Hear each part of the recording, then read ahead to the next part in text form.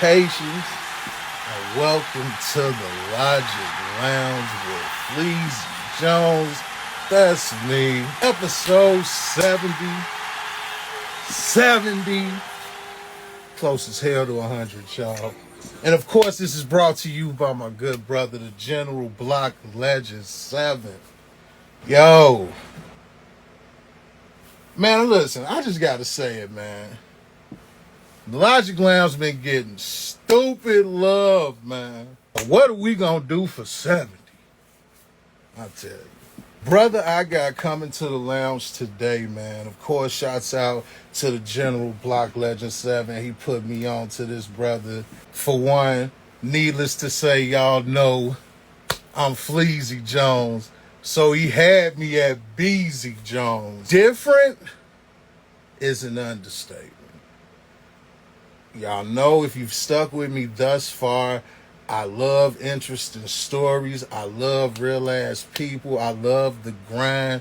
This man is the epitome of grind. This man is the epitome of dig it out the mud and make it to a beautiful anything. And we're going back to back. Shouts out to Detroit. We're going back to back with Michigan. He's Detroit's own. And that's none other than director Beasy Jones. Yo, this dude, man, shouts out again to my brother Block, man. I was asleep. I admit it. I was fucking snoring. When I looked into the shit that this dude does, I was like, yo, this is him.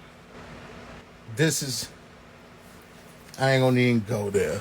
The man has been in the film world for 16 years now and counting.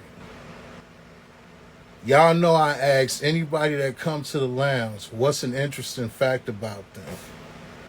This man not only been into the film industry for 16 years and counting. 6 of those years that man taught film.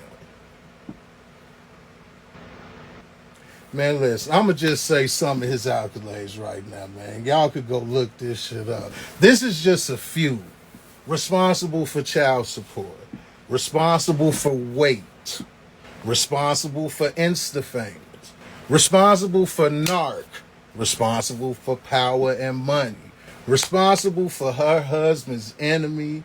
He got a series on its way to television soon called Scripts. And right now, the man, if you go to his page after this, the man is doing casting call right now for a new project he got called Pillow Talk. With that said, man, I want to bring this brother up because we got to extract knowledge from him.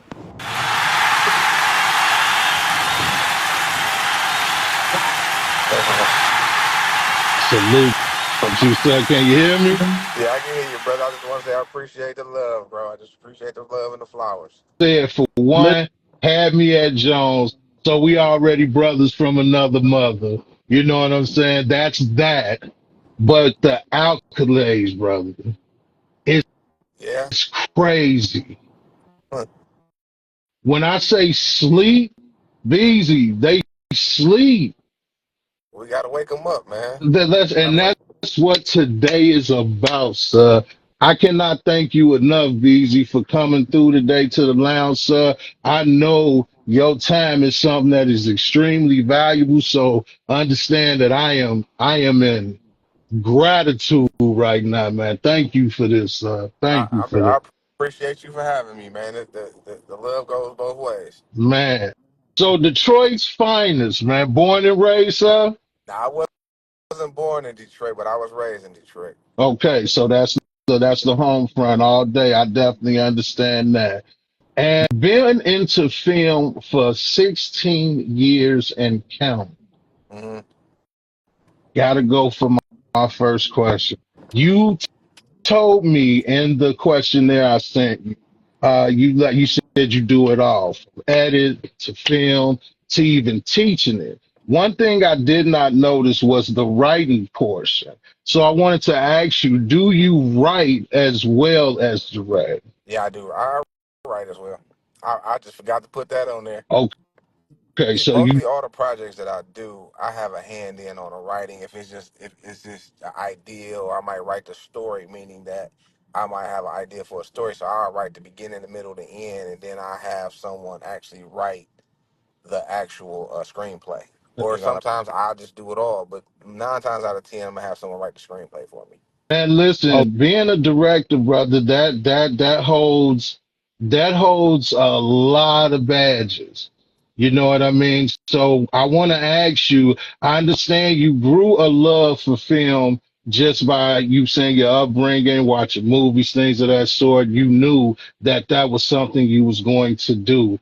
But why director? You know what? I have this thing, and this might be like a little, I don't know what you want to call it, but I like to be in charge. I like to see. I always had a vision, so it's just like I want to tell my stories. So it's just like in the other words, for me to tell my stories, I gotta learn how to direct and convey my stories and put them on camera. When did you develop your love for the camera? You know, my love for the camera came from, I used to produce, man. I used to do like music at some point in my life. I used to fiddle around, make beats and things like that. And when we was growing up, I mean, when I was a little younger, whatnot, we created a company called TNB Film. So we kind of like used editing like we make beats. Like when we was doing music videos, I'm taking it back to the music video time. Yeah. So when we used to edit, we used to use that like we was chopping up beats. Like we was the one of the first ones doing all that fancy moving quick and all that type of chopped up beats for the videos. We kind of like started that in Detroit. Like I will say I'm a pioneer in that aspect. You know what I mean? So as I was progressing with the editing, I was like, every time we shot a music video, I would learn a new angle or I do something that's like, damn, I just love it. So I just took that from there, shooting the music videos, and Mhm. like the camera thing. I just fell in love with everything about cameras. And then next thing you know, I'm DP in movies now, directing movies. That's a good thing. So that's something you can't buy, man. You from that answer that tells me natural talent. It's one thing to be forced to do something, right? Work, you got to make the money to survive out here. But when it becomes second nature, that's when, man, listen, that becomes a different grind. We're going to the music video portion. How did we make the transition from music video into first film as far as BZ John? That well, my first film, I did an editing job on my first film, right? It was a faith-based movie called Train Up a Child. And from there, it was like I was already shooting music videos. And I was already like leaning toward to do movies and things like that. It was like all my videos, I had like a more of a cinematic vibe to them. Hmm. But when I started dabbling into the editing of the movies, I started seeing how a lot of stuff was shot and how it was moving towards. I was like, okay, I'm not too far off.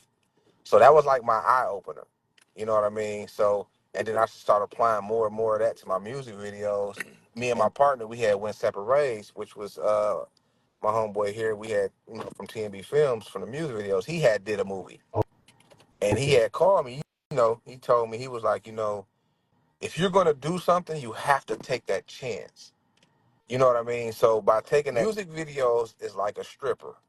What a stripper does for their money. So you shoot music videos, it's quick money. Yeah. It's a constant grind, it's a constant come up, things like that. So it's like the same thing what a stripper would do. They do it for quick money to get them through a situation or whatnot.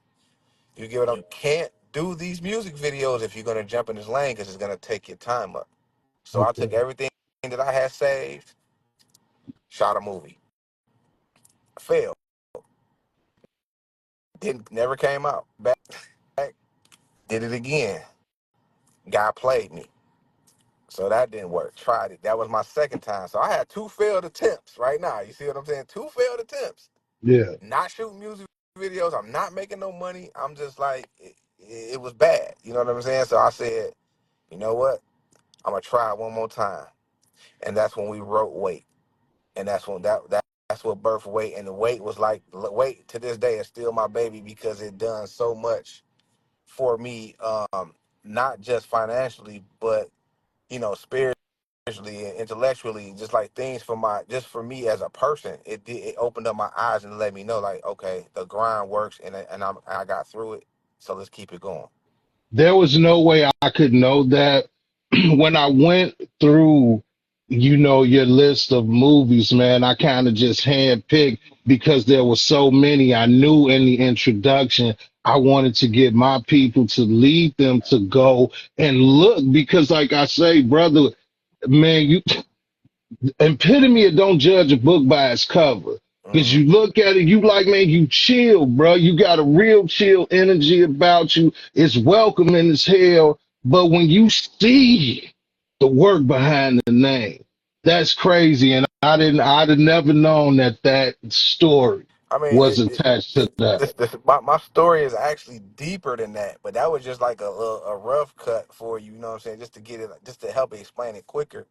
You know what I mean? But like I say, but if you was to actually watch my movies in order, like you got Wait, Child Support, was it Code of Thieves, Instant Family? Like if you watch them all in order, you will see the growth. And that's one thing that I'm big on. Like I'm real big on growth. It's like and like let's take this stuff that we make and the money that we make and let's put back into our craft and show the growth of our craft. But a lot of people don't do that. They're just looking for the money, which is fine. To each his own.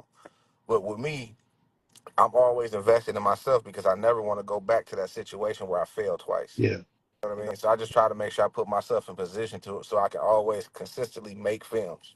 You actually answered one of my questions where that would have been down the line on the interview, but I have to mention the fact that I was going to ask, was there a time where, you felt like, yo, fuck this shit? You know what I mean? And you saying like the two failed attempts and to know that you made that push, I can already imagine that it really doesn't matter what comes your way. It's like you are tunnel vision with it. I am, but this crazy part is like I have my moments. You know what I mean? Because like a lot of people don't know about film and then the behind the scenes thing. It's very stressful. You know what I mean? Like, and then me, I just try to, I try to remain positive and cool throughout the situation because what you can't control is what you can't control. So you can't do anything about it. So you just got to kind of roll with it. But it does get to the point to where you be like, man, fuck this. I ain't doing this no more. Yeah. And then that'd be like 5 minutes for me. You know what I'm saying? Because then I'll see something online like, damn, that's okay. I got to do this in my next film, so I start writing. It just ways for me to find motivation is out of I find motivation out of the smallest things. You know what I mean? So When now going into the film, when it comes, because one thing I noticed, man, like you keep it comfortable, man. The people that you get, like everybody is sleepers to me, even down to the person that played Biggie. Forgive me for not knowing that man's name right Jamal at the moment. Jamal Willard. Jamal Willard, like, bruh, what are some of the factors that you use when it comes to casting? You know what? That's an excellent question, brother. You know why? That's something that I've been talking to people about recently, well lately. Is that casting is like a lot of people like if actors are on here right now, please listen to me when I say this. I don't take it personal when I don't select you. It's not that you don't have the talent, it's just that you're not what I'm looking for this role or for this particular project.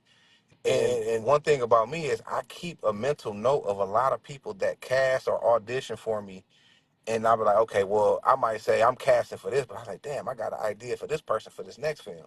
So it's You know what like I mean? I don't want actors to get discouraged because I didn't select you this one time or I didn't select you these last three times. It's nothing personal.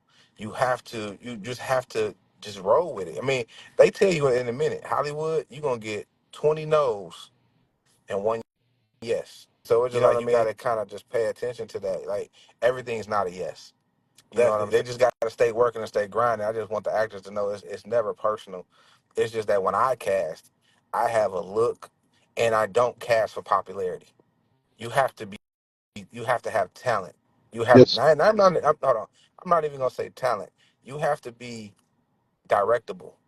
You have to be someone who's listening and who's taking this serious. But other than that, I don't care about you being popular. I'll make you popular. That's how I feel. I need you to understand after this connection, brother, you ain't gonna be able to get rid of me, man. Oh man, we family now, man. You already It, know. it's love now because there I had no expectations of this, but if I did, you would overthrow them at this point because that's dope, man. That's me and my brother Block talk about this all the time. Like the real are becoming extinct, man. It's like so it's such it just feels good to know that there are still good people out here, man. I just had an interview last week, man. Shouts out to Mo Millions, man, from the D as well, where I'm running into these real people, and you guys are giving me hope. You know what I mean? Like it's not over. Right. You know what I mean? That's some real shit. Like you could be like, nah, you're not for this, and fuck you in the process. You like, no, it's not personal. I have a vision, and you stick to that vision, and that could never be personal. No. That can never be personal. I don't care who you are, what you do. To know that's just dope, man. Elaborating on the two failed attempts, man. I want to kind of ask, what are some of the struggles other than that specific story you told me that you deal with as a director? You deal with I mean actors, man. I mean just people. Okay. You know what I'm saying? You got to think of it like this, man. You on a movie set. I'm gonna speak on scripts, for instance, right? Mhm. Scripts is a series, which I have what 8 to 10 episodes of that.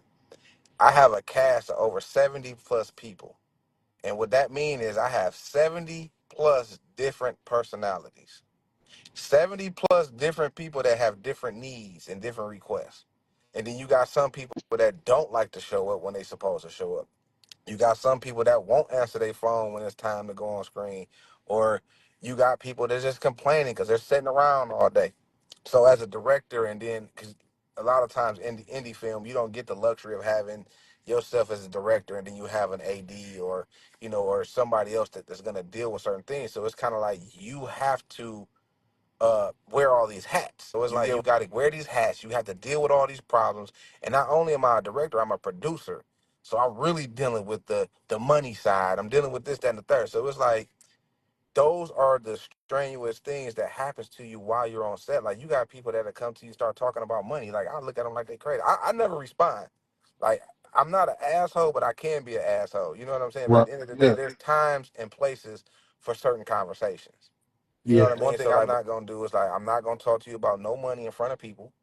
I'm not gonna talk to you about anything relatable to our business side in front of people. If we're on set, I'm the director. Don't even talk to me about that. You gotta go wait. You gotta wait till after we're done. Pull me to the side, have a conversation, or whatnot. But that's where a lot of the stress comes in, there because sometimes people just don't know how to leave you alone, and then it affects the vision. You know what I'm saying? And so it's just like I'm actually humbled and grateful enough now to have put a team together to where I can actually delegate a lot of these different jobs to where I don't have to deal with so much. Like the last project we just shot, it's called Can't Have It All. I was able to really hone in on my directing in this film because I had a dope DP, I had a dope AD, we had dope producers, we had our team was just in place and doing their thing. So it's like when you start taking those weights off, man, it's phenomenal. You know what I'm saying? Yeah. Complain about that again, but I understand the true definition of putting a solid team together. Okay. That's important. I see that's important in all aspects. And a little deeper elaboration with because connection is important, I see in every aspect. Um, some of the bad connections you run into, let's say the actors per se, how do you deal Well, with that?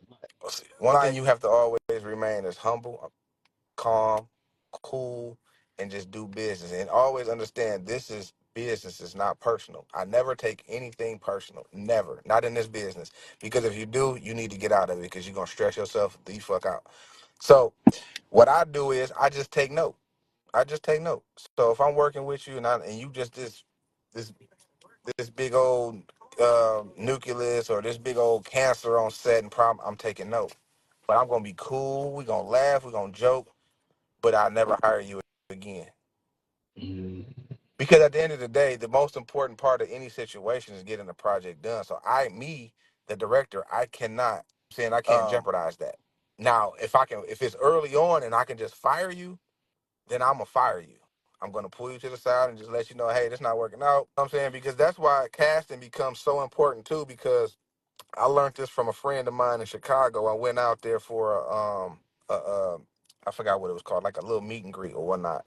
And the first thing he said was, when we when I meet my cast and I talk to him, I have to have some type of, I have to like you. I can't not like you. I can't spend 8 to 10 days of my life on set with you and I can't be around you. Like, I don't like you. You know what I'm saying? Like, as a person. Like I say, it's not personal, but at the same time, if we that bad energy is real, and you can't put bad energy on set because it's gonna start messing up a lot of other things. Yeah. That's pretty much how I deal with it. I just, like I said, I'm gonna be cool with it. I'm gonna let it go. We gonna get the project done. I'm still your homeboy. You could call me, but I would never cast you and never work with you again. What did it take for you to build that type of temperament to where a lot of people say things are not personal? You know what I mean? But I get that's your word. That's you mean that when you say it's never personal. What did you is that a learned skill or is that an experienced skill? Like what did it take to get that temperament?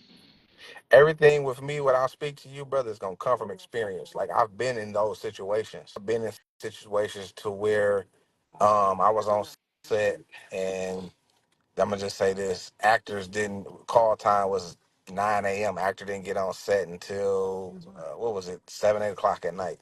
I was Yeah. furious, but at the end of the day, it was nothing I can do. It was a project that I was working on, and I couldn't let the person go, so I had to deal with it. And like I say, moving forward, I can't do it again. Yeah. But like somebody just said in the comments, experience is the best teacher.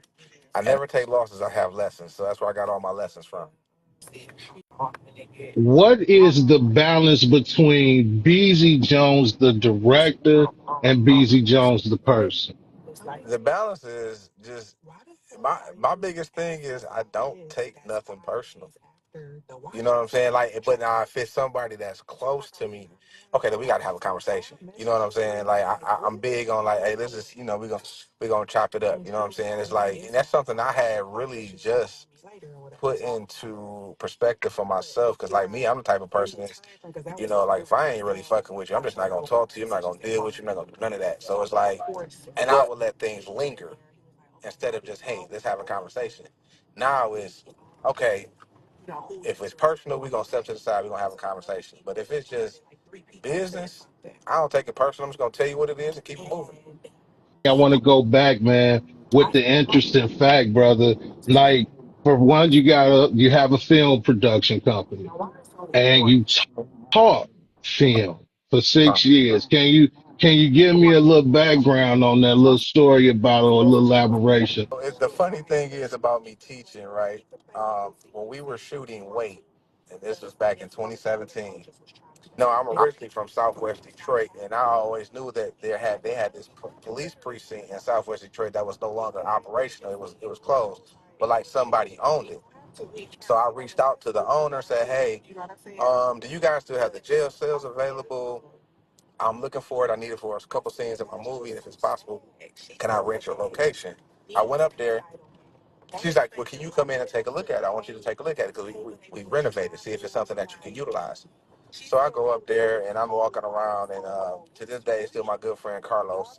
He's the one of the owners, and we walked through the location, and he was just telling me like, "Man, I know who you is, and I know all your videos, and what I'm saying." He started, he knew who I was because of my music videos. So I made this connection with him. We became friends or whatnot. He let me utilize the location. So within, like, I would say 2 weeks after that, or maybe a month, he gave me a call. He said, "Hey, yo, Beasy, like, we're a film school. We just had to fire our film instructor. Do you know anybody that's looking to get into the teaching world, or that's already in the teaching, this, that, and the third?" I was like, I don't know nobody." I said, "You know what? I'll do it." He was like, "For real, you would do it?" I was like, "Yeah." So they offered me the job. Go up there, started working. One of the best decisions I ever made in my life was to teach this film class. And it's more of a vocational type college. It was nationally accredited, all of that, all of the good things. They actually helped pay for my continued education. There was a lot of things that I benefited benefited from it. So I was able to learn more. On top of the fact, I met a lot of the guys that I work with today came from that situation. As far as like working with my production company, you know what I'm saying? It's like I don't never say they work for me, they work with me. Because this is film, you know what I'm saying? Don't nobody work for nobody. Everybody's independently contracted. And I look at everyone as an equal. I'm not bigger than nobody else that's on my team. You know what I'm saying? That's how I feel. Yeah, so that's how I got into teaching. Next thing you know, I look up, it's 6 years later. I just recently quit working there because my production company had took off more. So it was like I was being sought after more. I was in and out of town too much.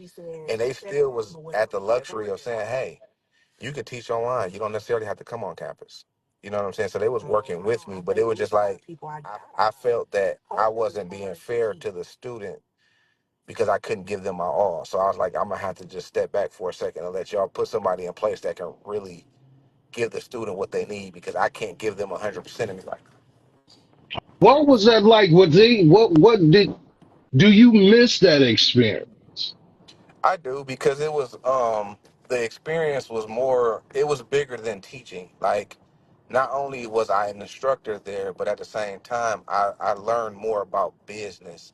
The owner definitely kept me abreast to like how business operate, how it is working with, being an entrepreneur, you know what I'm saying? Because she was an entrepreneur. So it's not like she was just this person, like she built this school from the ground up. I literally started working in this school before it was even open. You know what I'm Yeah. saying? So it's like I built history with them, and it's like I got a lot of political ties with it, like meeting the mayor, having friendships with people downtown, and knowing some of the police due to certain situations that I can actually reach out to these people because of that. You know what I'm saying? So it's like I said, it's all about networking. Your net worth is not, you know what I'm saying, it's your network. You know what I'm saying? So, and that's how I felt about it because I met a lot of powerful people that I can utilize in this industry or just in my life in general. Now I want to speak. I want to tap into both people, the educator. I'm gonna say professor, the director, and the person. In your expertise, what do you know, not feel? What do you know it takes to be a director? You have to be willing to step outside of your comfort zone and you have to learn people. Yeah. It's bigger than just telling somebody how to move or how to say something. You have to understand what you're telling them. You have to understand the story. Like a lot of people, like it's a lot of people that call themselves directors and don't know what directing is.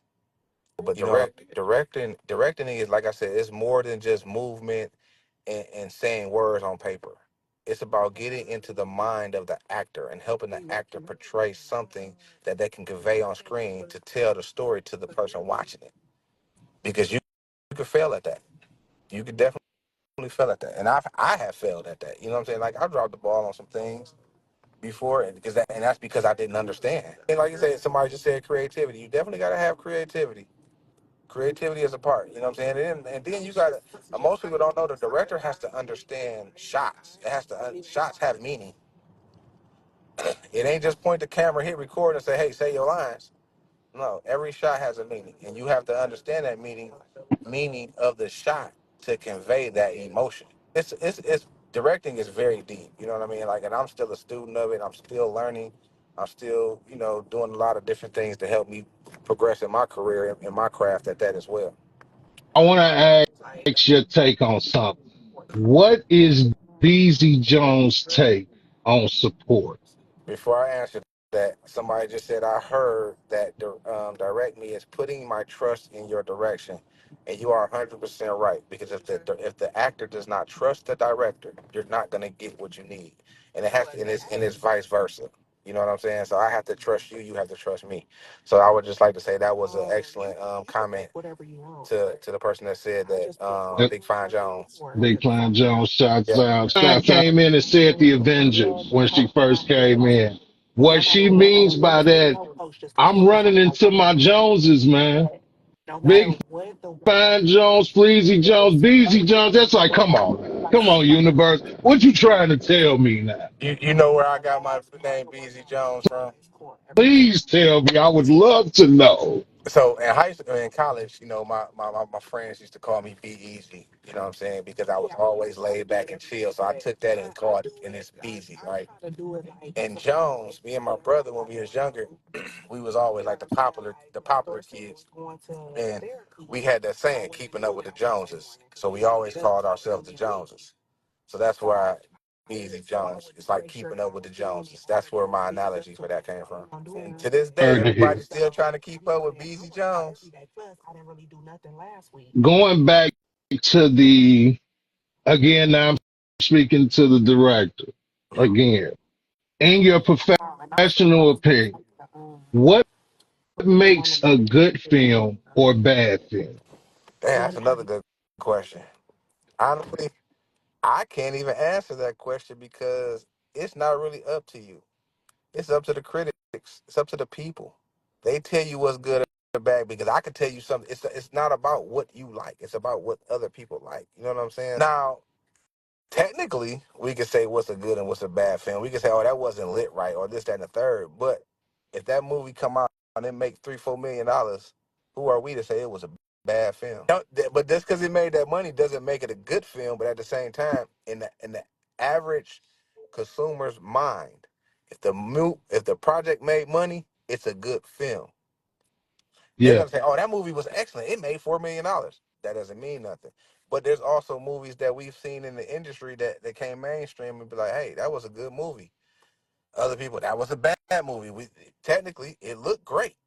It just didn't work. Like just take Belly for instance. The urban community loves Belly. yeah. Industry a flop. Consider the flop. Yes, sir. It was considered a flop because they said Hype Williams made a hour and a half long music video. But to the I consumer, remember that. to the urban consumer, they said it's the best one of the best movies ever. You see what I mean? So it's like I can't. It's hard for me to say what's a good and a bad film. Can't not like that answer. What could I say to you with that? You know what I mean? So hey, that is what it is. But I got another one for you. Now we're talking about Beasy Jones catalog. I understand that weight is the baby. I get that. See, that's sentimental.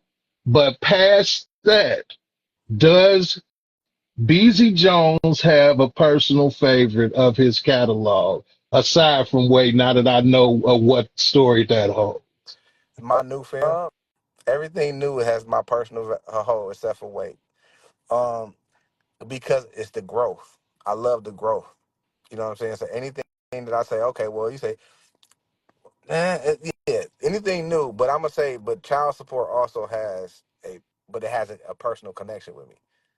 Child support was actually written and shot off of my life for real.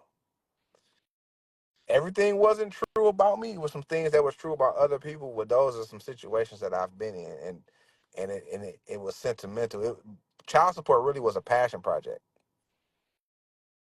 But Okay. anything that my favorite one will always be the newest one.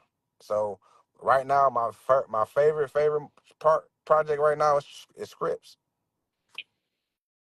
But once that Series coming comes, soon. Y'all yeah, heard that. Scripts Coming series coming soon. soon. So I mean, yeah, but that's just the creative in me. You know what I'm saying? We just creative, and that's just what it is. Like we just gonna always want what's new, and I just love the growth because I got new stuff that comes out, and I've learned new stuff, or I bought something new to make something better. So that's yeah. We got you speaking Chris, that's on its way to dropping, so we're gonna get to enjoy that. When I was doing my homework on y'all, noticed that, and let me say this, man, let me get this man his roses, y'all.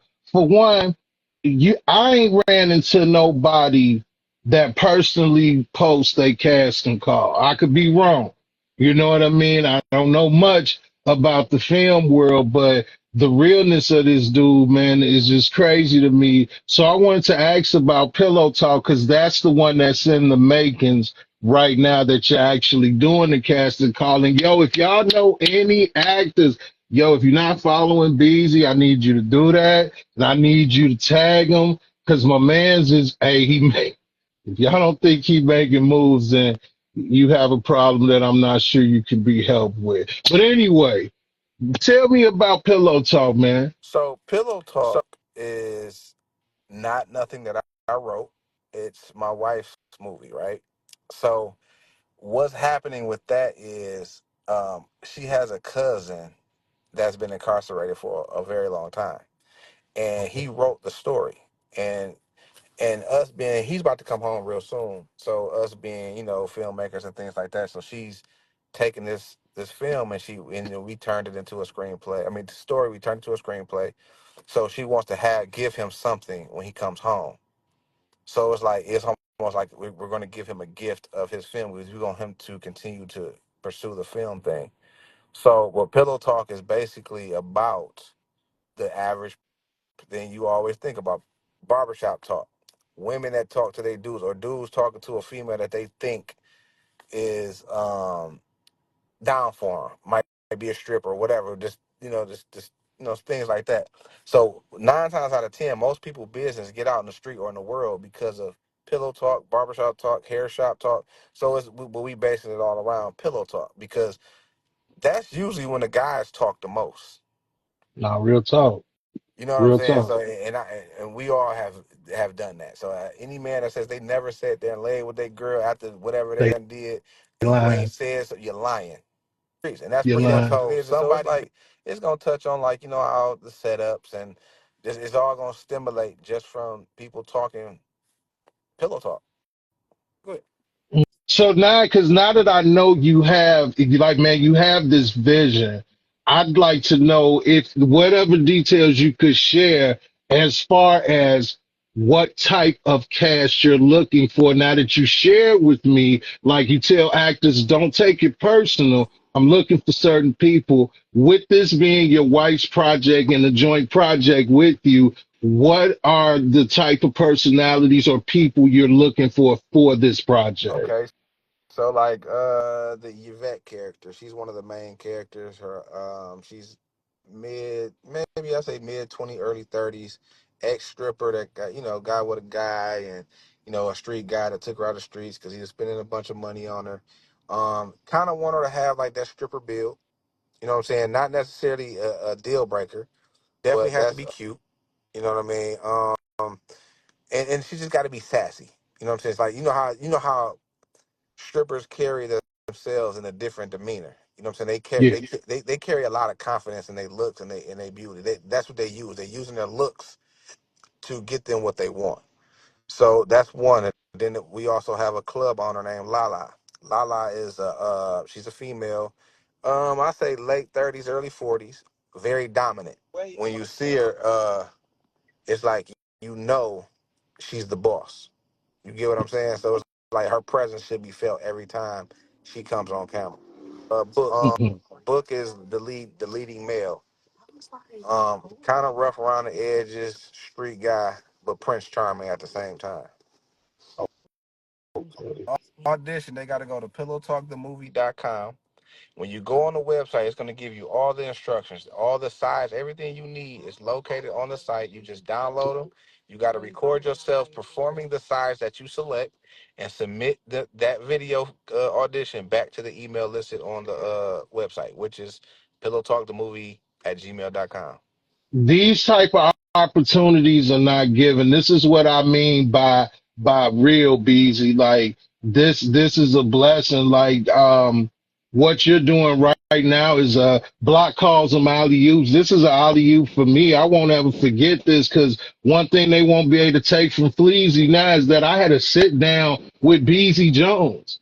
You know what I mean? The opportunities that you give I just dope, and I have to say, man, you are appreciated on a different level. I'm glad to have met you, man. I I I get to stumbling, Beezy. Like I'm like excited, brother, because this is real. I know the grind is real. You know Yeah. what I mean? And when people take the time to sit down with you and share that story, man, I'm tired of the people that want to rock with you once it's popular. They don't know about the 16 years, Beezy. No, they That's don't. what And I want to you know know, about. You you, feel me? I say this a lot too. A lot of people look at Instagram and just look how things going now. It's like, do you know I've just started receiving the fruits from my labor? But people don't know that. You know what I'm saying? So it's like I had to work 16 years to be where I'm at now. And I'm still nowhere. I'm still here. You still can talk to me. You can still get to me.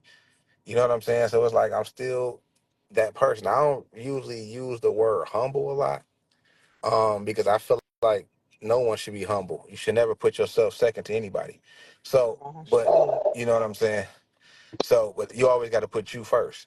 And a lot of people don't even know what the real definition of humble is. And they use it very freely. You know what I'm saying? So, but that's a whole nother story. But at the No, end of please educate me. Don't you do it, the Beasy.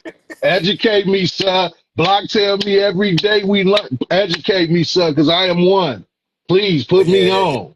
yeah, just like the humble word, I've told myself I was going to remove it from my vocabulary because I would never put no one before me. And when it comes to this business, you see, I can't put myself last and put you first because that's not fair to neither one of us. You know, it's not being selfish, but at the same time, it's almost like I'm still even with you. We still on that same level playing field. You know what I'm saying?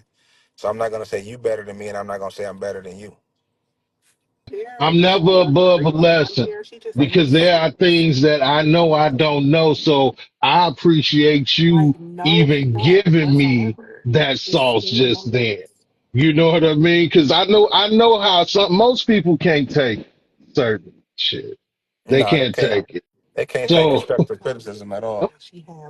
I got two more questions for you, brother, and I know you got to get back to what you do because I definitely appreciate this, man. I wanted to speak a little more on your look on how important is it to network in the world of film? Um, Extremely important. Networking is marketing. Marketing sells your film. Networking gets you new clients. Networking gets people to watch your film.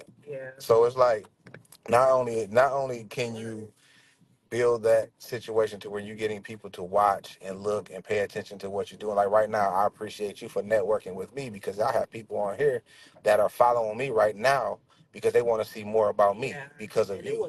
And it's vice versa. You get what I'm saying? Yes, sir. But networking is extremely important. Like you don't have a business if you can't network. You got to be able to. I mean, every business is a network. Every business has a network. Every business. That's how you generate your. That's how you monetize your projects or whatever it is that you're doing is through your network. That's why they call it social networking. You see what I'm saying? So you got to be able to be a person that can actually talk to people, be around people, rub elbows. You never know. You might rub elbows. It's a filmmaker named Deion Taylor, right? I don't know if you heard of him. So Deion Taylor network is so crazy because he ended up networking with a billionaire, right? So like this billionaire, he invests in a lot of his projects. So meaning that, not necessarily that you need an investor, but sometimes if you can get that investor, it helps you out a lot more because it's going to help you reach something that you didn't have access to reach before. This is dope. Well, then, brother, my final question to you, Mr. Jones. When it comes to the Beasy Jones empire, what is the end goal? That's a good question. What is my end goal? My end goal, I just want to make movies. I mean, that's just my end goal is that. You know what I'm saying? My end goal is to be able to be um, financial freedom, Oh, salute. um, and to be able to make a movie whenever I want to. So it's just like all that other extra stuff, having to go get a job, which I have been blessed in my 16 years where I don't have to have a job. This is my job. But at the same time, I want that to continue to be my blessing. So my end goal, like I say, financial freedom with the luxury of being able to still create. Are doing an incredible job. I've only just hit the tip of the iceberg of what you're doing. Like I say, I hope today I've made some good connections because, yo, if y'all like, listen, I know shouts out to Mo Millions, shouts out to Big Fine Jones. I know these are people looking to get into that type of stuff. Shouts out to the young, the legendary ING Big Block. I just feel good about making the connections that I've made and the connections that we will continue to make from that. So man, with that said, BZ, I can't thank you enough for this, man. I can't thank you enough for this. I know you extremely busy. Yo, did y'all see the man did a whole interview while en route? Let me get off the camera for a second. I'm gonna do it again. Listen, that's what I'm saying, man. The love is real. If y'all don't know nothing else, man, I was able to get these opportunities by just being myself. I took a chance. I rolled the dice. The man was like, "Cool." I didn't even know what to say, Beasley. You was like, "Yeah." I was in that boy like, what about But this? That you like, cool. but you know what they say? The answer is always no if you don't ask. It's one thing That's about real. networking. You have to take the opportunity to take a chance. I mean, jump in somebody's DM, say, "Hey, just like you did. Hey, B, I want to interview you." You never know. You know what I'm saying? The answer is always no if you don't ask nobody. I learned that a long time ago. What only thing this person can do is don't respond or just say no. I can't do it. And you didn't either. I just want you to know I appreciate that out of you, brother. That like I tell all the bosses that come here, I won't forget it. Shouts out to the listen, there are people that I talked to that came back to see Beasy Jones, man. That's just real shit and I appreciate you, brother. But before I let you go, man, do you have any final words for us before we get off the lounge? Anybody that's listening, man, just keep going, keep grinding. Because you never know, that diamond could be right in that next door. You know what I'm saying? Like, don't give up. You feel what I'm saying? Like, you can't give up. You just got to keep going, man. Shouts out to my brother Denzel, 2Ls, just popped in. I mean, at the end of the day, man, my biggest thing that I can tell anybody is like, I'm a definition of somebody who got it out the mud, who lost it all, got it all back, lost it all again, and got it back again. So it's like, you have to keep going. It's no, there's no quitting. Once you start something, just keep it going. You know what I mean? So that's pretty much all I can give you at this point. Man, with that said, Brother. Beezy, man, I'm gonna let you go again. Thank you again, brother. Know that we watching again, my peoples. Follow this dude if you're not. I can't wait to get this chopped up and y'all get to see this again. That yo, on the 70th episode, I don't know if you know, Fleazy Jones got to talk to Beezy Jones. That's big. Y'all don't even know it. They don't even know. I am grateful, man. I am definitely grateful for this.